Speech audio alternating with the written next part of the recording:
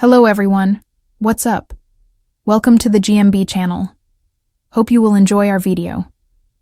Before we begin, hit the subscribe button and give this video a thumbs up. Here's the news title: BBC under fire, as Labour Minister rages over Hamas documentary, Blunder.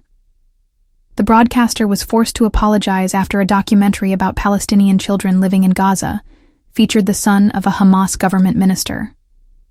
Culture Secretary Lisa Nandy will grill BBC bosses over a documentary promoting Hamas propaganda. The broadcaster was forced to apologize after a documentary about Palestinian children living in Gaza featured the son of a Hamas government minister. The documentary, Gaza: How to Survive a War Zone, followed 4 young people over several months as they lived through the Israel-Hamas conflict. The program, which aired on BBC Two on Monday night, began with the voice of 14-year-old Abdullah Al-Yazuri, who asks, "Have you ever wondered what you do if your world is destroyed?"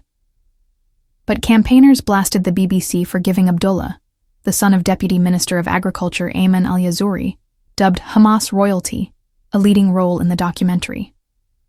Culture Secretary Lisa Nandy said, "This is a conversation I'll definitely be having with the Director General, particularly about the way they source the people in the program. These things are difficult. For the BBC, they're attacked for being too pro-Gaza, for being anti-Gaza. It's absolutely essential that we get this right." Former Home Office advisor Nick Timothy said, "Yet more serious questions about the BBC allowing itself to be played, or is it worse than that, by Hamas." Tory MP Saqib Padi said, "This can only be construed as a failure in basic journalistic standards far below those expected of the BBC. Hamas would inevitably have influenced this. Anybody can see that. The documentary must be withdrawn immediately, and an investigation should be carried out." Alex Hearn, co-director of Labour Against Anti-Semitism, has filed a complaint to the BBC.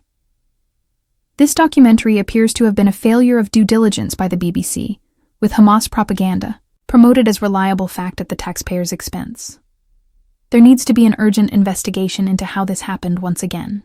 Abdullah's father, Dr. Ayman Al-Yazuri, has been Deputy Minister for Agriculture, responsible for overseeing agricultural activities in Gaza Strip, for 3 years, according to his LinkedIn profile. Before that, he was an official in Sati Arm, the education ministry, for a decade, focused on Gaza's higher education institutions, the profile adds. Former director of BBC television Danny Cohen blasted, "The BBC appears to have given an hour of primetime coverage to the son of a senior member of the Hamas terrorist group. Either they were not aware of the terrorist links because they did not carry out the most basic journalistic checks, or the BBC did know and misled audiences about the family's deep involvement with terrorism." A new text attached to the film, Gaza: How to Survive a War Zone, reads, "The narrator of this film is 13-year-old Abdullah. His father has worked as a deputy agriculture minister for the Hamas-run government in Gaza. The production team had full editorial control of filming with Abdullah. News shameful. Trump roundly condemned for branding Zelensky a dictator in war of words. Donald Trump faces widespread criticism for his scathing attack on Ukrainian counterpart Volodymyr Zelensky on Wednesday. Donald Trump's ludicrous claim that Volodymyr Zelensky is a dictator was one of the most shameful remarks ever made by a U.S. president. Critics have blasted. Mr. Trump was accused of repeating Kremlin propaganda as he claimed Ukraine started with the war with Russia. He claimed the Ukrainian leader had done a terrible job, adding that Mr. Zelensky needed to move fast, or he is not going to have a country left. But the comments have provoked a furious backlash, with politicians and military experts warning of dangerous days as Mr. Trump's relationship with Vladimir Putin could encourage the Russian dictator to attack a NATO country, triggering World War III. Lord Dannatt, a former head of the Afghan British Army, warned, "Trump and Putin are trying to bully Zelensky into having an election in order to install a pro-Moscow president." Mike Pence, Mr. Trump's vice president during his first term, added, "Mr. President, Ukraine did not start this war. Russia launched an unprovoked and brutal invasion claiming hundreds of thousands of lives. The road to peace must be built on the truth. John Bolton, Mr. Trump's former national security advisor, said, Trump's characterizations of Zelensky and Ukraine are some of the most shameful remarks ever made by a U.S. president. Our support of Ukraine has never been about charity. Our way of life at home depends on our strength abroad. Former Security Minister Tom Tugendhat said, some basic facts. Russia invaded Ukraine and murdered thousands. U.S. defense equipment and European money have supported Kyiv jointly. Zelensky is no more a dictator than Churchill. Putin is determined on destroying the U.S.-built alliances to advance his power. In a post on Truth Social, Mr. Trump accused the Ukrainian leader of playing former U.S. President Joe Biden like a fiddle. He refuses to have re-elections, is very low in Ukrainian polls, and the only thing he was good at was playing Biden like a fiddle, said Mr. Trump. A dictator without elections, Zelensky better move fast, or he is not going to have a country left. In the meantime, we are successfully negotiating an end to the war with Russia, something I'll admit only Trump and the Trump administration can do. Mr. Trump also said Europe has failed to bring peace. Mr. Zelensky was elected as president of Ukraine in May 2019. Elections were previously scheduled for 2024, but they were not held as a result of martial law being in place. Former Foreign Secretary James Cleverly said, the USA is a friend and ally, but we must be honest and courageous when we disagree. President Trump is wrong about President Zelensky in Ukraine, and the Foreign Secretary should say so. His silence is deafening. The UK and USA must send the message that we don't let tyrants win. Bob Seeley, a former member of the Foreign Affairs Select Committee, said, what Trump said is untrue, and frankly, he is just repeating Russian dictator Putin's lines. Trump seems to be psychologically under Putin's influence. Why? This is a disaster for the UK, for Europe, for Ukraine and the US. Much more of this, and Trump is going to destroy U.S. moral and political leadership in place for the last 70 years. Ever since World War II, the Russians, and now with Chinese support, have tried to break the link between the U.S. and Europe. If this happens, the Ukraine war will widen. Putin will attack NATO states in the Baltic. These are dangerous days. Tory MP Simon Hoare said, let's say it unambiguously. Trump is an egotistical stranger to the truth and ignorant of history. He's a menace to the world order. Ukraine was attacked. If Russia wants peace, put your guns down, Putin, and withdraw. The wider NATO family must end its addiction to U.S. defense dollars now. Tory leader Kemi Badenoch said, President Zelensky is not a dictator. He is the democratically elected leader of Ukraine, who bravely stood up to Putin's illegal invasion. Under my leadership, and under successive conservative prime ministers, we have, and always will, stand with Ukraine. President Trump is right that Europe needs to pull its weight, and that includes the UK. We need to get serious. The PM will have my support to increase defense spending. There is a fully funded plan to get to 2.5% sitting on his desk. That should be the bare minimum. Starmer should get on with it. Get on a plane to Washington and show some leadership. We cannot afford to get this wrong. Mr. Zelensky accused the U.S. president of being trapped in a Russian disinformation bubble after the billionaire suggested Ukraine was to blame for Moscow's invasion of the country. Under fire as Labor Minister rages over Hamas documentary Blunder.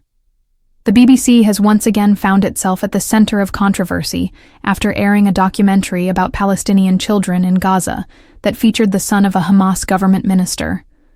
The program, Gaza, How to Survive a War Zone, broadcast on BBC Two, followed the lives of 4 young people living through the ongoing Israel-Hamas conflict. However, outrage erupted when it was revealed that one of the primary voices in the documentary belonged to Abdullah al-Yazuri, the son of Ayman al-Yazuri, Hamas's deputy minister of agriculture, government and political backlash culture secretary. Lisa Nandy has expressed serious concerns over the BBC's decision to air the documentary, stating, "This is a conversation I'll definitely be having with the Director General, particularly about the way they sourced the people in the program. These things are difficult. For the BBC, they're attacked for being too pro-Gaza, for being anti-Gaza. It's absolutely essential that we get this right." The issue has drawn criticism from multiple political figures, including former Home Office advisor Nick Timothy, who questioned whether the BBC had been played by Hamas or if there was something even more problematic at play. Tory MP Saqib Bhatti further condemned the decision, labeling it a failure in basic journalistic standards far below those expected of the BBC. Accusations of propaganda. The inclusion of Abdullah al-Yazuri as a narrator has been met with backlash from various organizations and campaigners who claim that the BBC has inadvertently aired Hamas propaganda. Alex Hearn, co-director of Labour Against Anti-Semitism, has filed a formal complaint with the BBC, asserting that the documentary represents a failure of due diligence by the BBC, with Hamas propaganda promoted as reliable fact at the taxpayers' expense. He has called for an urgent investigation into how such an oversight occurred. Meanwhile, former director of BBC television Danny Cohen criticized the organization harshly. The BBC appears to have given an hour of primetime coverage to the son of a senior member of the Hamas terrorist group. Either they were not aware of the terrorist links because they did not carry out the most basic journalistic checks, or the BBC did know and misled audiences about the family's deep involvement with terrorism. BBC's response and apology following the outcry, the BBC issued an apology and added a clarification to the documentary. A new text attached to the program now reads, "The narrator of this film is 13-year-old Abdullah. His father has worked as a deputy agriculture minister for the Hamas-run government in Gaza. The production team had full editorial control of filming with Abdullah. While the BBC's attempt to clarify its position is notable, it has not satisfied its critics. Many have demanded a full-scale internal review of the selection process for documentary subjects and stricter vetting procedures to prevent similar controversies in the future." The broader implications. This incident comes amid an already volatile media landscape in the UK, where the BBC has been repeatedly accused of bias in its reporting on the Israel-Palestine conflict. On one side, the organization is accused of being too sympathetic toward Israel, while on the other, it faces allegations of amplifying pro-Palestinian narratives.